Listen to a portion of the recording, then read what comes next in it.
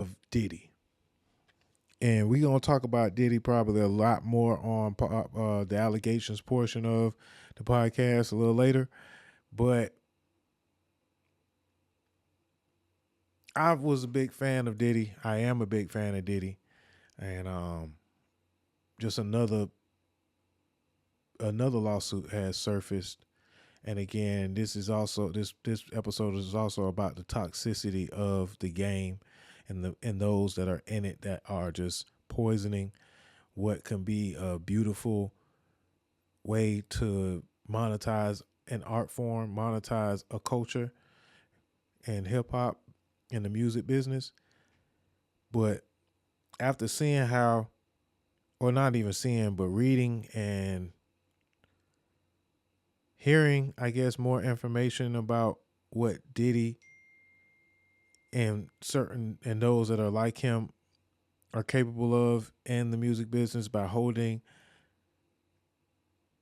visibility and fame and fortune like a carrot over young women's heads, over men's heads. I mean, it's a manipulative culture and art form. So it's real thin when you have to decide, are you supporting something that is hurting someone else? Are you supporting a madman when you listen to R. Kelly and you keep him wealthy off of his catalog? Are you aiding a a monster when you continue to listen to Puffy, P. Diddy, Sean Combs? If you still buy Sean John even though it's closed, are you complicit in the trafficking that he may be involved in, allegedly? And for a while, I didn't really want to talk about it.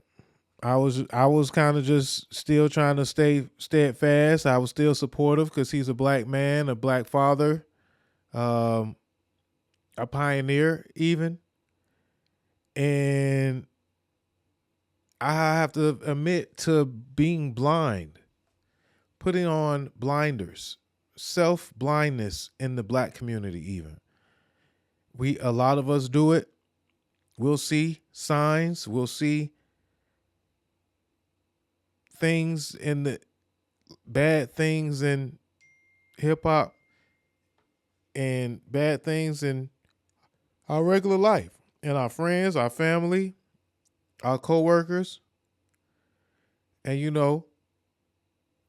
we ain't gonna snitch. We ain't gonna tattletale, you know. But at the same time, that can kind of make us complicit in some way, some form, in some different cases. I'm here to tell y'all that, when you even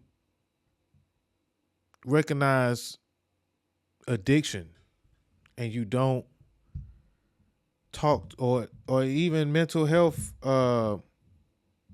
depression in your family and your friends even, and you don't address it because you feel like you don't want to be that person to call it out, or you don't know what to say.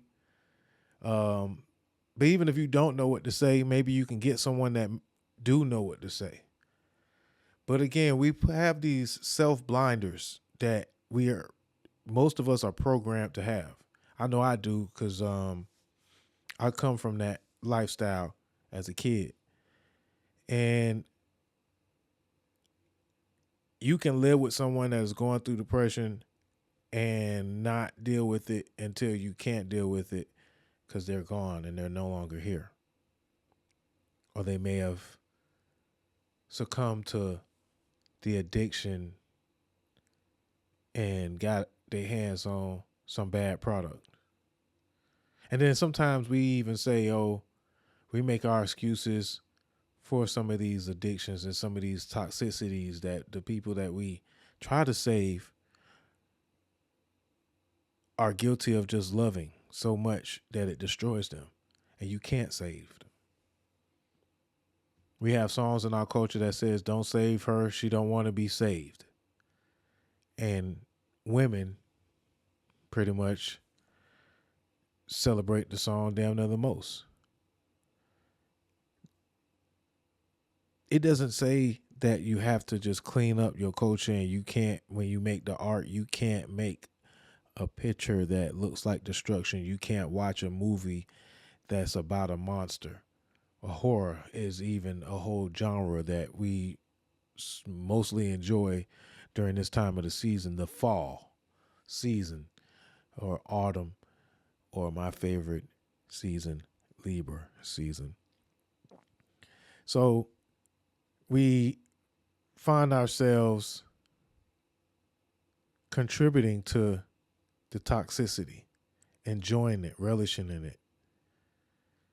And there's some of us that, are ultra positive and just want to just stay away from everything, because any and everything can possibly come up to where it'll be just a little too negative for your taste even.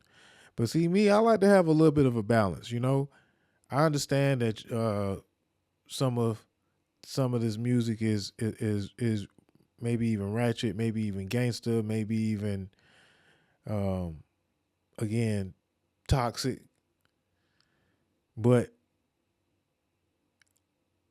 I enjoy a toxic turn up every now and then. And I also